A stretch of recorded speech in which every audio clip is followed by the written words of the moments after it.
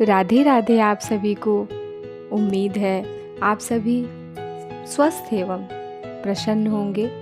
आज प्रस्तुत हूँ श्रीमद् भगवत गीता के 10वें अध्याय का महात्म्य लेकर। चलिए हम सभी श्रवण करते हैं। शुरू से आखिर तक आप एकचित्त होकर इसे जरूर सुने। चलिए प्रारंभ करते हैं। भगवान शिव कहते हैं, सुंदरी अब तुम 10वें अध्याय के महात्म्य की परम पावन कथा सुनो, जो स्वर्ग रूपी दुर्ग में जाने के लिए सुंदर सोपान और प्रभाव की चरम सीमा है। काशीपुरी में धीर बुद्धि नाम से विख्यात एक ब्राह्मण था, जो मुझ में प्रिय नंदी के समान भक्ति रखता था।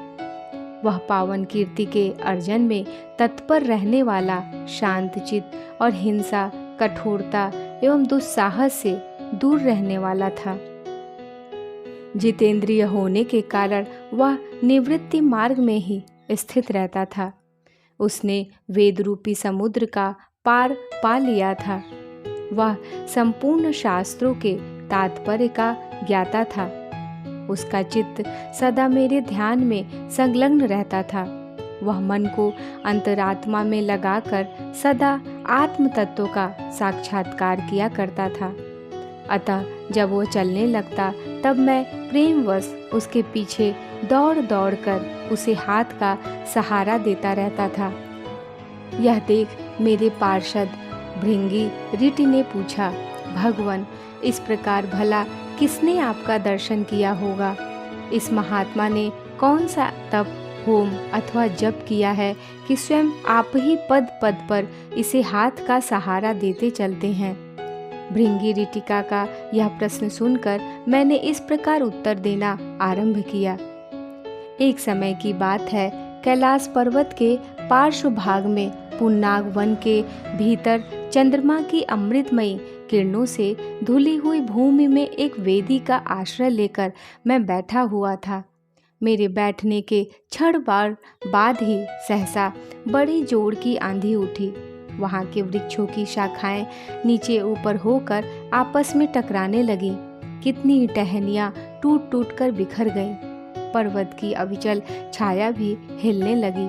इसके बाद वहाँ महान भयंकर शब्द हुआ, जिससे पर्वत की कंदराएं प्रतिध्वनित हो उठी। तदंतर आकाश से कोई विशाल पक्षी उतरा, जिसकी कांति काले मेघ के समान थी।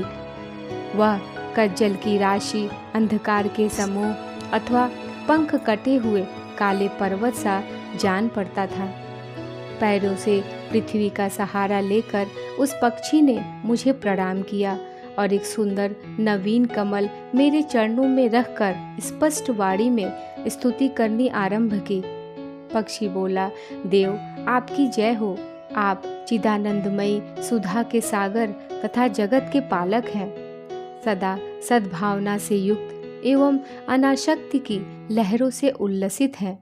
आपके वैभव का कहीं अंत नहीं है। आपकी जय हो। अद्वैत वासना से परिपूर्ण बुद्धि के द्वारा आप त्रिविध मलु से रहित हैं। आप जितेंद्रिय भक्तों के अधीन रहते हैं तथा ध्यान में आपके स्वरूप का साक्षात्कार होता है।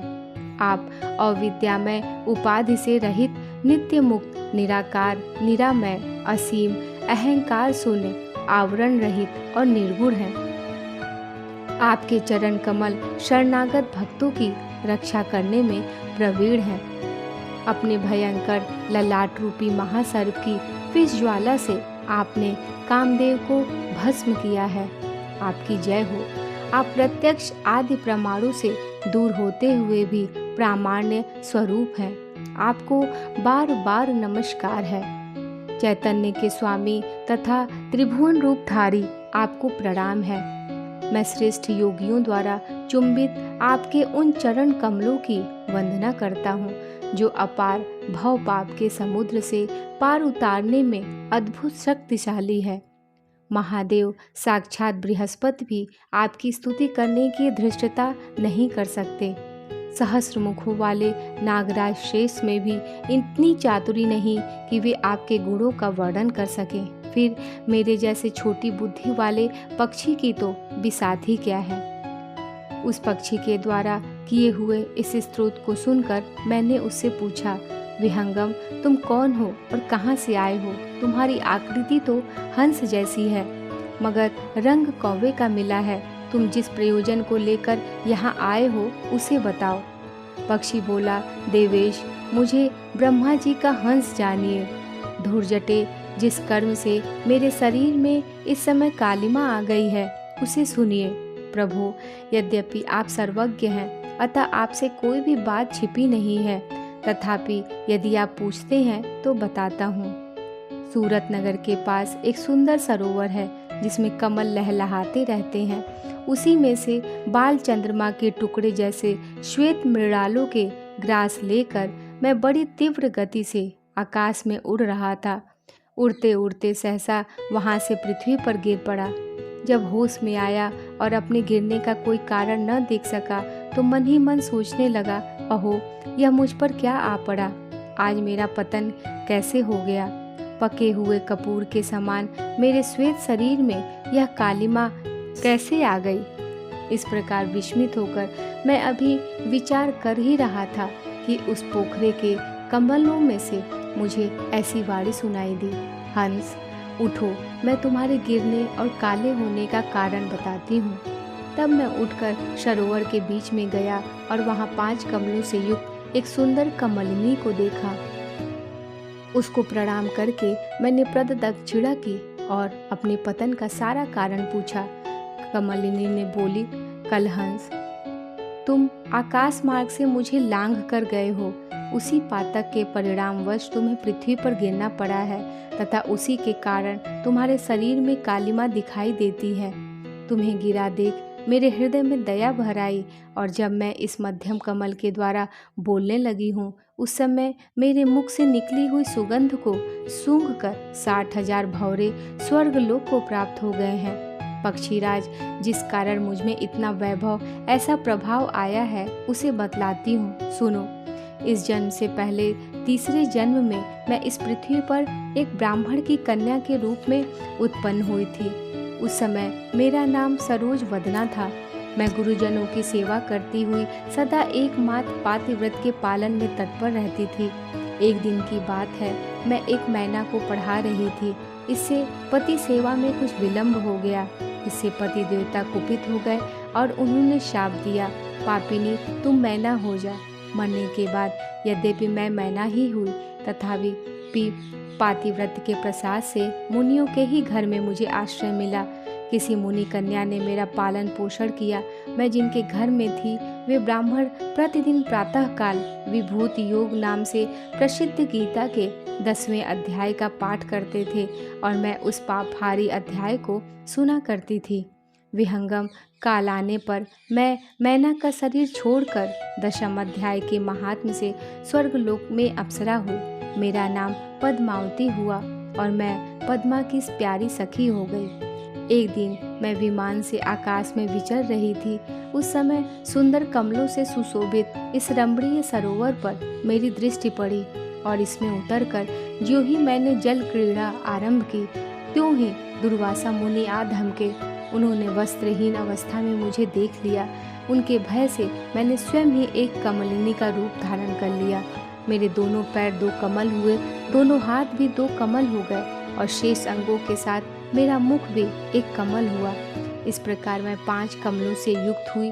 मुनिवर दुर्वासा ने मुझे देखा। उनके नेत्र क्रोधाग्नि से जल रहे थे। वे बोले, पापिनी, तो इसी रूप में 100 वर्षों तक पड़ी रह। यह शाप देकर वे क्षण भर में अंतर्ध्यान हो गए। कमलिनी होने पर भी विभूति योगाध्याय के महात्म्य से मेरी वाणी लुप्त नहीं हुई है। मुझे लांघने मात्र के अपराध से तुम पृथ्वी पर गिर पड़े हो। पक्षीराज, यहाँ खड़े हुए तुम्हारे सामने ही आज मेरे शाप की निवृत्ति हो रही है, क्योंकि आज 100 वर्ष पूरे हो गए। मेरे द्वारा गाए जाते हुए उस उत्तम अध्याय को तुम भी सुन लो। उसके श्रवण मात्र से तुम भी आज ही मुक्त हो जाओगे। यूँ कहकर पद्मिनी ने स्पष्ट एवं सुंदर वाणी में 10वें अध्याय का पाठ किया और वह मुक्त हो गई। उसे सुनने के बाद उसी के दिए हुए इस उत्तम कमल को लाकर मैंने आपको अर्पण किया है। इतनी कथा सुनाकर उस पक्षी ने अपना शरीर त्याग दिया। यह एक अद्भुत सी घटना हुई। वही पक्षी अब 10वें अध्याय के प्रभाव से ब्राह्मण कुल में उत्पन्न हुआ है। जन्म से ही अभ्यास होने के कारण शैशवावस्था से ही इसके मुख से सदा गीता के 10वें अध्याय का उच्चारण हुआ करता है। 10वें अध्याय के अर्थ चिंतन का यह परिणाम हुआ है कि यह सब भूतों में स्थित शंख चक्रधारी भगवान विष्णु का सदा ही दर्शन करता रहता है। इसकी स्नेहपूर्ण दृष्टि जब कभी किसी देहधारी के शरीर पर पड़ जाती है, तब वह चाहे शराबी और ब्रह्म हत्यारा ही क्यों न हो, मुक्त हो जाता है तथा पूर्व जन्म में अभ्यास किए हुए 10वें अध्याय के महात्म्य से इसको दुर्लभ तत्व ज्ञान प्राप्त है तथा इसने जीवन मुक्ति भी पा ली है। अतः जब यह रास्ता चलने लगता है तो मैं इसे हाथ का सहारा दिए रहता हूँ। भृंगी यह सब 10वें अध्याय की ही महिमा है। पार्वती, इस प्रकार मैंने भृंगी के सामने जो पापनाशक कथा कही थी वही यहाँ तुमसे भी कही है। नर हो या नारी अथवा कोई भी क्यों न हो, इस 10वें अध्याय के श्रवण मात्र से उसे सब आश्रमों के पालन का फल प्राप्त होता है। राधा राधा। इस प्रकार श्रीमद् भगवद गीता के 10वें अध्याय का महात्म्य पूरा हुआ। आप सभी इसे ध्यान से चित्त लगाकर सुने। आप सभी को राधा राधा।